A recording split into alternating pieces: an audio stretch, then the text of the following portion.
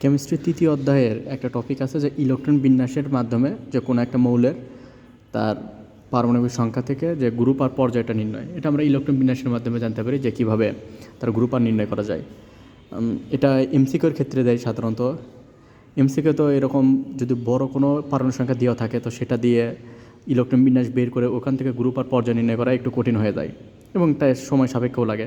এই ক্ষেত্রে আমাদের যে শর্টকাট কিছু ওয়ে আছে, যে কোনো ধরনের ইলেকট্রন বিন্যাস ব্যতীতই আমরা তার গ্রুপ এবং পর্যায় নির্ণয় করতে পারি। জাস্ট দেখে পারমাণবিক সংখ্যা আমরা দেখার সাথে সাথেই 10 সেকেন্ডের ভিতরে বলে দিতে পারবো যে তার পর্যায় কত হবে আর তার গ্রুপ কত হবে। তো সেটা বের করার নিয়মটা আজকে একটু দেখব। পর্যায় নির্ণয় করার জন্য জাস্ট এই নিষ্ক্রিয় মৌলের যে পারমাণবিক সংখ্যা সেগুলো আমাদের মুখস্থ থাকা লাগবে। আমরা সর্বপ্রথম পর্যায় নির্ণয় করা শিখি, দেন তারপরে গ্রুপ নির্ণয় করাটা দেখব। পর্যায় নির্ণয় করার জন্য নিষ্ক্রিয় মৌলের যে পারমাণবিক সংখ্যা, আমাদের যে নিষ্ক্রিয় মৌলটা রয়েছে 7টা, সেগুলো পারমাণবিক সংখ্যা আমাদের মুখস্থ থাকা লাগবে। তো আমাদের জানি যে 7টা আমাদের নিষ্ক্রিয় মৌল রয়েছে: হিলিয়াম, নিয়ন, আর্গন, ক্রিপ্টন, জেনন, রেডন আর অর্গানেশন। হিলিয়ামের পারমাণবিক সংখ্যা 2, দেন নিয়ন 10, আর্গন 18, ক্রিপ্টন 36, জেনন 54, রেডন 86 এবং অর্গানেশনটা হলো 18।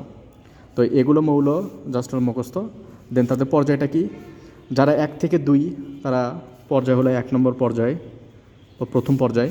দেন 2 থেকে 10 দ্বিতীয় পর্যায়, 10 থেকে 18-এর ভিতরে যারা তারা তৃতীয় পর্যায়, 18 থেকে 36 চতুর্থ পর্যায়, 36 থেকে 54 পঞ্চম, 54 থেকে 86 ষষ্ঠ পর্যায় এবং 86 থেকে 118 সপ্তম পর্যায়।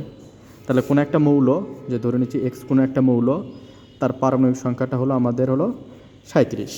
তাহলে এটার যদি পর্যায় নির্ণয় করতে বলি, তাহলে এটা পর্যায়, এই পর্যায় আছে আমাদের 36 এবং 54-এর মাঝখানে। তাহলে 36 আর 54-এর মাঝখানে এটা হলো পঞ্চম পর্যায়। তাহলে এটার পর্যায় হবে পঞ্চম, এরকম করে। আচ্ছা, ঠিক আছে। দেন এটা গেলো আমাদের পর্যায় নির্ণয়টা। আর গ্রুপ নির্ণয় আসে।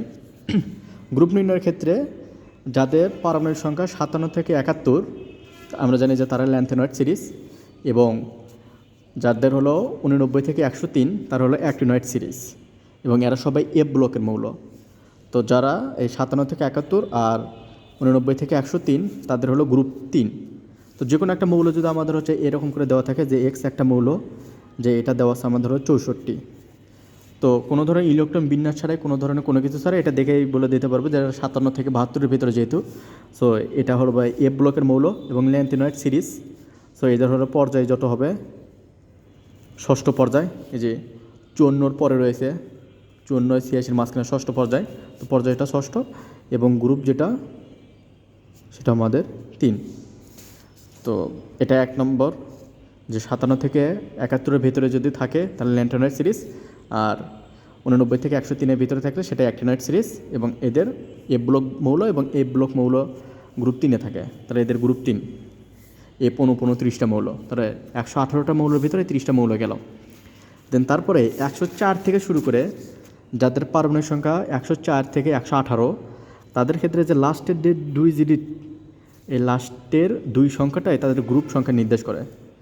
যেমন ধরতেছি এক্স একটা মৌল যার পারমাণবিক সংখ্যা দেওয়া আছে 115, এদের পর্যায়টা যেহেতু 86-এর উপরে, তার মানে পর্যায় 7 হবে, এবং গ্রুপটা কত, গ্রুপটা হবে তাদের লাস্টের 2 ডিজিট।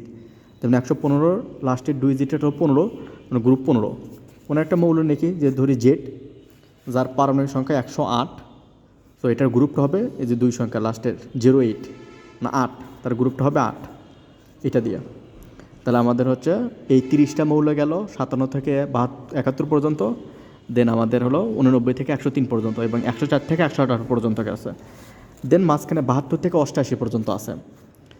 তো 72 থেকে 88-এর ক্ষেত্রে এদের গ্রুপটা হবে পারমাণবিক সংখ্যা -88, 68, পারমাণবিক সংখ্যা -68, যেটা এটা। যেমন ধরে নিচ্ছে যে একটা পারমাণবিক মৌল এক্স যার পারমাণবিক সংখ্যা 75, তো এদের জন্য গ্রুপ কত হবে, 75 - 68 বা 68, গ্রুপটা আমাদের 7। জেড ধরে নিচ্ছে অন্য আরেকটা মৌল যার দেওয়া আছে 88 বা 88, এটার ক্ষেত্রে হবে 88 - 68 বিয়োগ করলে হয় 20। তো 20 তো আর কোনো গ্রুপ নেই আমাদের পর্যায় সারণীতে, আমরা জানি গ্রুপ 18 পর্যন্তই। তো 20 যেটা 18 এক্সিস্ট করছে, 18কে অতিক্রম করে গেছে, এই জন্য একবার 18কে মাইনাস করছি। করে আসছে হলো 2, তো এই জন্য এটার হচ্ছে গ্রুপটা 2।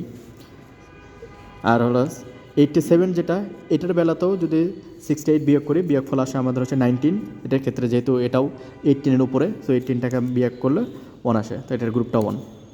তো এটুকুই গেলো আমাদের হচ্ছে 72 থেকে 88 পর্যন্ত।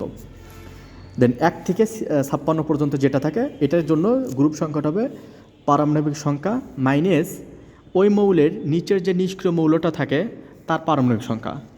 যেমন উদাহরণ দেবো যাই, যেমন এখানে দেওয়া আছে যে ধরি একটা মৌল এক্স যার পারমাণবিক সংখ্যাটা 33, তো তাদের গ্রুপ কত হবে, যে গ্রুপ হবে 33 ওই মৌলের পারমাণবিক সংখ্যা মাইনাস তার নিচের মৌলের নিষ্ক্রিয় মৌলের যে পারমাণবিক সংখ্যা। যেমন 33-এর নিচের তার কাছাকাছি পারমাণবিক নিষ্ক্রিয় মৌলটা রয়েছে হলো 18, মানে আর্গনের। আর 33-এর ওপরেরটা হলো 36, যেটা হলো আমাদের হচ্ছে ক্রিপ্টনের। তো 36 নেওয়া যাবে না, তার ওই মৌলের পারমাণবিক সংখ্যা ঠিক নিচে যে নিষ্ক্রিয় মৌলটা রয়েছে তার পারমাণবিক সংখ্যা বিয়োগ। যেমন 33 - 18, গ্রুপটা হবে 15। জেড 45 পারমাণবিক সংখ্যা, একটা মৌল ধরি জেড, তার পারমাণবিক সংখ্যা 45, তাহলে তার গ্রুপ কত হবে 45 - 36, কারণ 45 তার ঠিক নিচে যে নিষ্ক্রিয় মৌলটা রয়েছে তার পারমাণবিক সংখ্যা হলো 36 আর্গনের, ক্রিপ্টনের। তো 45 - 36 = 9, এভাবে। সো এভাবে আমরা সহজেই যে কোনো একটা মৌল, জাস্ট যদি এরকম একটা মৌল দিয়ে রাখছে যে তার পারমাণবিক সংখ্যা ধরো যে 33 দিয়ে রাখছে, যে এটার হলো পর্যায় এবং গ্রুপ কত, দেখার সাথে সাথে আমরা বলে দিতে পারবো যে পর্যায় কত এবং গ্রুপটা কত।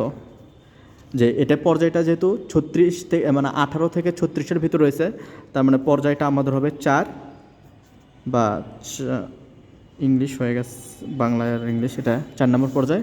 আর গ্রুপটা যেটা, গ্রুপটা হবে 33 এই যে -18 অনেক দ্রুত জুলু করে, তাহলে আমাদের হলো 15 আসবে।